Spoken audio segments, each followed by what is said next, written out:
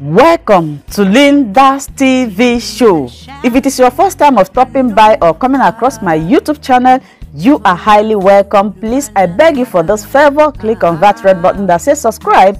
Beside the red button is a notification bell. Turn the bell on so that anytime I upload a new video, you will be the first person to check it out. I appreciate each and every one of you who always turn back to watch my videos.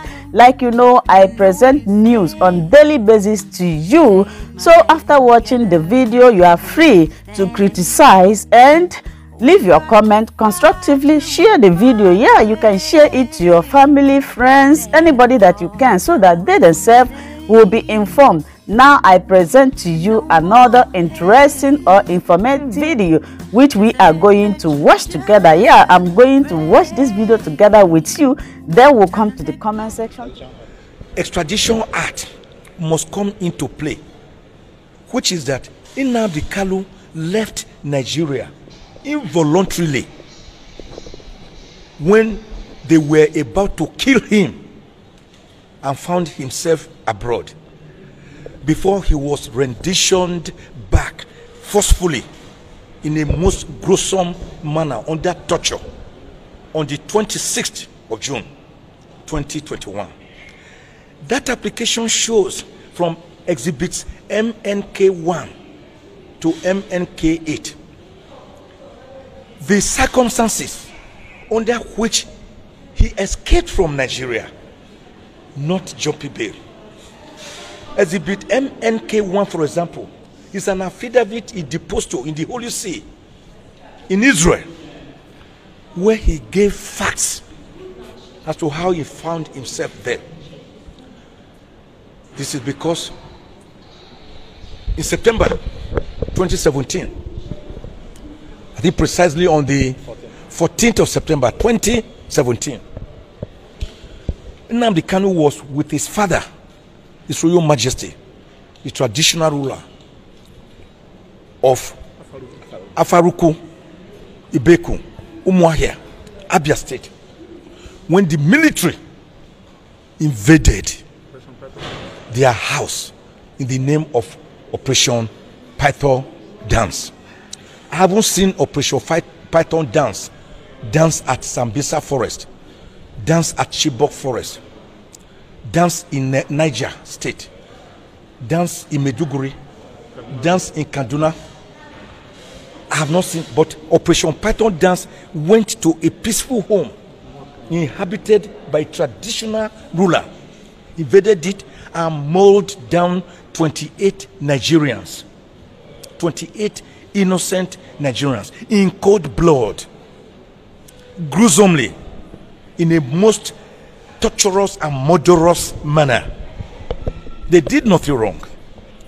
Nnamdi Kanu, by the whiskers, like the cat with 9 lives, proverbially, he was able to escape. Then you say that person jumped bail. And it is based on that so-called jumping bail that even some of the counts they have tried to amend are still coming up, and all their opposition to bail application, contrary to section 36 of the Constitution, contrary to the presumption of innocence on the part of every accused person, since our criminal justice system is Anglo-Saxon based, presumption of innocence and not presumption of guilt, which is the French model, which is accusatorial, which is inquisitorial. The Anglo-Saxon one is inquisitorial. Everything they have been doing is based on that. Today, the prosecution for the 7th time came forward. They wanted to again amend their charge. By the grace of God, last time we had objected to the 15-count charge has been puerile, has been unsustainable, has been incapable of granting the court jurisdiction. The court heard us loud and clear. During the last adjournment date, the court struck out 8 of the 15-count charge, leaving only 7. He said on them to lick their wounds to lick their wounds and come back quietly today for a trial. Yesterday, at 2:32 p.m., less than 24 hours to the hearing of today, they came back again with a so-called proposed amended charge. Amended charge number 7. And I told the court, you cannot carry out trial by ambush. This is the 7th time you are doing this. You are federal government. You have all the equipment, all the implements, all the facilities at your disposal. How come you cannot prosecute a simple case like this? That each time we are coming to court, a day before the court, you will dump on us. You saw the huge bundles. Each of them is as fat as a portmanteau or a briefcase that they dumped on us. I, speaking honestly as a Christian, have not even looked at the amended charge, not to talk of the documents they attach, which are bundles. The client, the defendant, Nnamdi Kanu, does not even know what they are coming with. And guess what? Instead of the 7-count charge that the judge left, on their own volition, they removed one again and brought only 6 counts, no longer 7 counts. So we beat them back again with bare knuckles. They brought only 6 today. Then I told the court, the way to go about it is that if they want this count, a plea to be taken. I mean, a plea has to be taken. Because this is a totally new charge. They changed many of the wordings, many of the sentences. And as quickly observed by my learned friend here, because I have not even seen them. Justice is not a one-way traffic for the prosecution alone. The Supreme Court, through Justice Oputa, said it is not even a two-way traffic for the prosecution and the defendant. He said justice is a 3-way traffic. Justice for the prosecution or plaintiff, justice for the accused or defendant, and justice for the general public, members of the public, the society, which is watching, as all of you were in the court watching.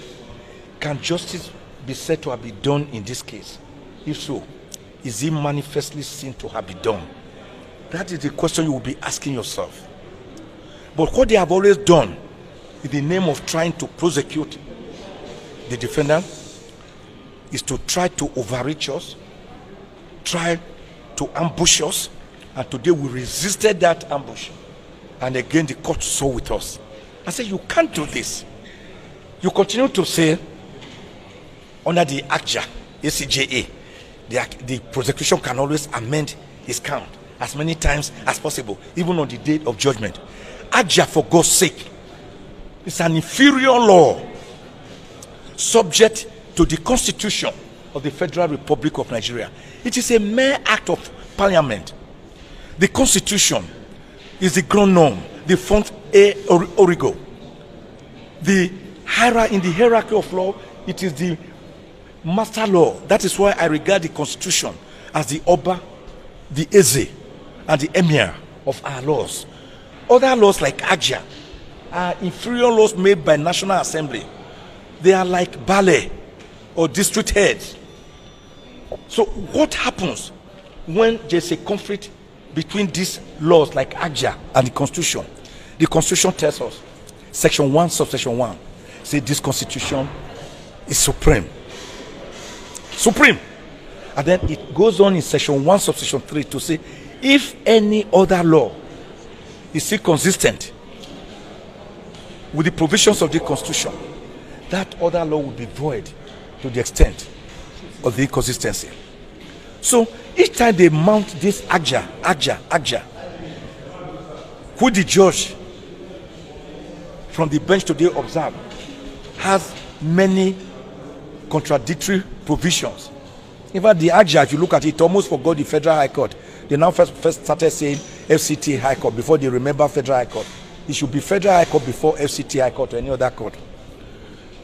Now, that any provision in ACJA must bow to Section 36 of the 1999 Constitution, which gives fair hearing to an accused person.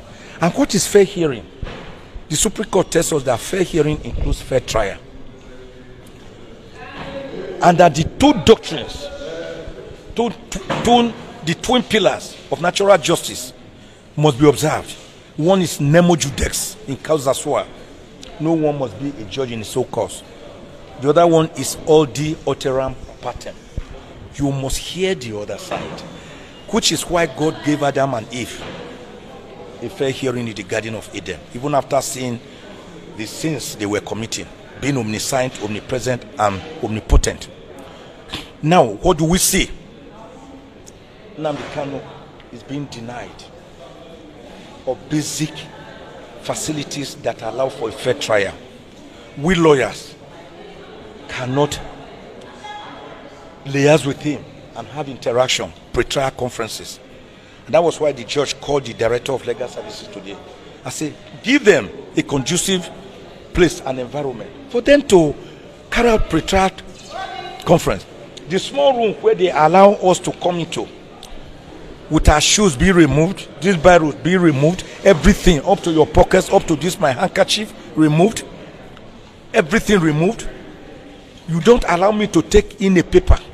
You finally bring Nnamdi Kanu for us to discuss. What are we going to discuss without a single paper, without allowing us to talk with him, without showing him the charge?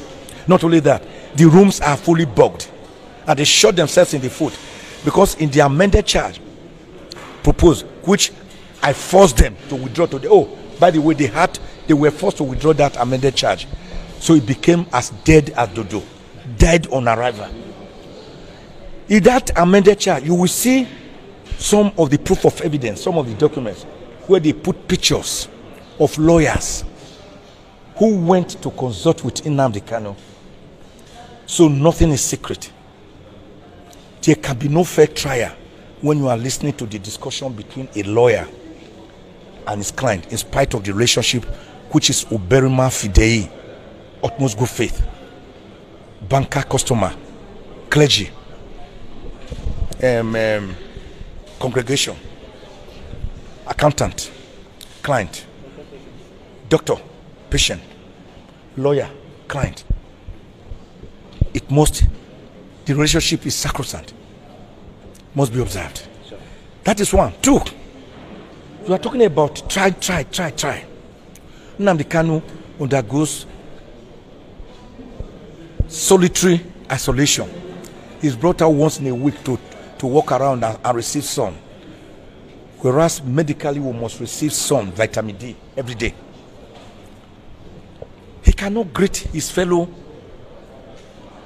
detainees because when they greet him, those detainees are taken to special cells for daring to exchange greetings with Nnamdi Kanu. So he is a solitary, sad figure. Don't you know you can be solitary even inside the market? So he's kept in a small cell where he cannot talk, cannot see people. He's not allowed to practice his Jewish religion. He's not allowed to wear the Jewish clothes. He's not given the Jewish mat to pray upon. And you are talking about a fair trial? The food that you used to give to him, you are not giving him the right quantity. You are not giving him proteinous or nutritious food. He's sick.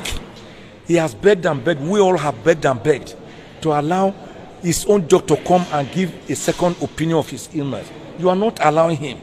We are complaining about too much potassium in his system. You are not allowing another medical doctor. His father-in-law will come and look for him. You are not allowing him. I, the leader of the team, the lead counsel, I will want to see him. You will disallow me on more than 3 occasions. I've only been allowed to see Nnamdi Kanu in detention only 2 times. Me, at times I will now call the director of legal services, call all of them to help out. What manner of trial? So we have brought it to the attention of the court. So the application therefore moved today is at the root of the entire trial. When we succeed in it by God's grace, you will see that this trial is dead as dodo.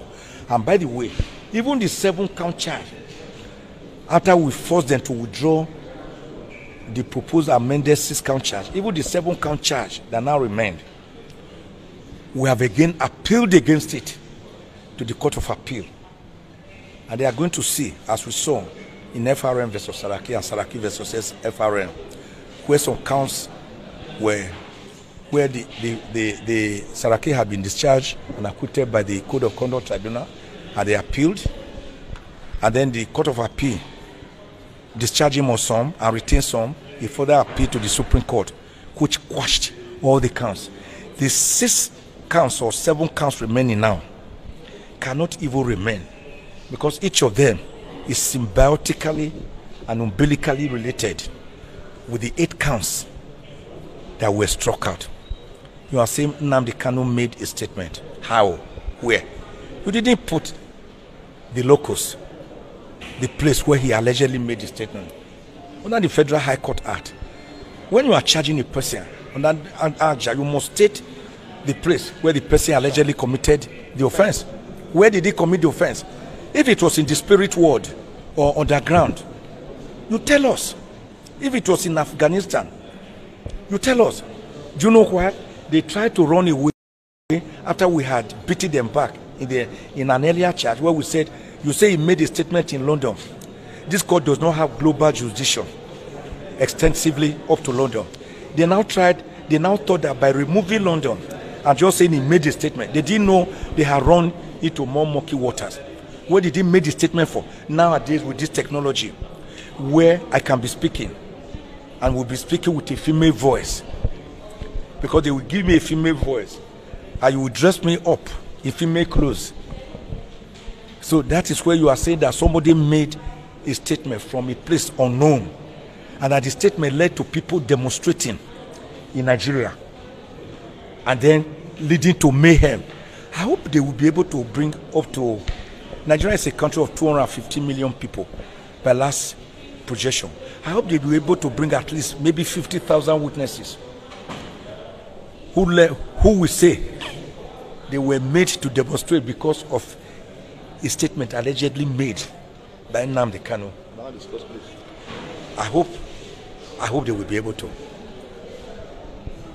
If they cannot, I'm afraid that even going to the merits of this trial, they will just be wasting their time. So the best thing is for this court to discharge and acquit the defendant, allow him to go in peace, and allow the federal government face more important things of insurgency, corruption, anger, hunger, abject penury, lack of infrastructures, fuel scarcity, diesel scarcity, education collapse, ASU strike, lack of mutual respect, lack of social justice, lack of egalitarianism. These are critical issues that the federal government should be facing.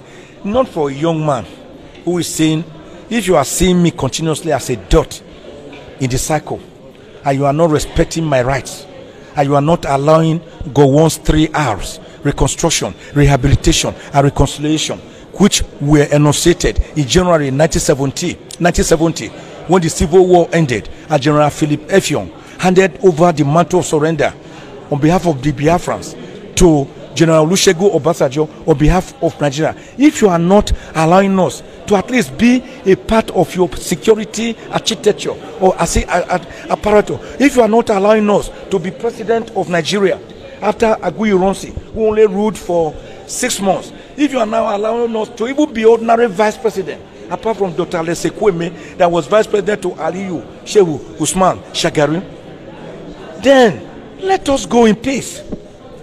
It is recognized. Self-actualization, self-independence, self-determination is recognized by the International Covenant on social and political rights, the rights of indigenous people, the International Human Rights Declaration of 1948, the African Charter on Human and People's Rights. Self-determination is not a crime. So that is what this young man is fighting for. He hasn't carried guns and ammunition. We saw IPOB marching on the street, blowing whistle, wearing green beret, we want a Republic of Biafra. How is that amounted to treason or treasonable felony or offenses close to treason? What have you done about Boko Haram that are killing people, even in their bedrooms, raping women, wives, mothers, daughters, in men's farms, where our streets have become unsafe? What have you done about it? What did you do about kidnappers, armed bandits, and Boko Haram, challenging the sovereignty and sovereignty of Nigeria, planting their flanks in many local government areas in Borno State and Niger State, and giving passes to people before they can pass through, imposing taxation? What did you do about it? When non-state actors are challenging your sovereignty and your sovereignty as an independent country by using equal and even more violent acts of violence, what have you done about that? Why is it this young, white, gray-haired man, who is as innocent as a dove, that you are deploying your arsenal? The trial is coming up today. Now you can see that they have blocked all the streets, so kilometers away. Over what? Over a young man who never carried a gun for one day. In all the charges, you never say you saw him with a gun or even a knife. No, none of them. None of them said they ever saw him coming on the streets. Even on that military, we were on the streets demonstrating, telling people, come with us, come along with us. Myself, Chief Ganifa, me and others. Even the military still permitted us at times to demonstrate. They didn't charge us with treason or treasonable felony. Then this is a democratic setup. Hello. Finally, let me say this. Abraham Lincoln, it was, who... Thank you so much, my wonderful viewers, for watching this video together with me from the beginning to the end. Like I said before, if you like what you see here, if you like what I do in this platform, as you have finished watching this video, please hit that red button that says subscribe and put on your notification bell to all notification. In that way, you'll be able to know when I upload a new video. Share my videos, leave your comments in the comment section constructively. Until I meet your way again in my next video, I still remain your Linda's TV show. Bye-bye.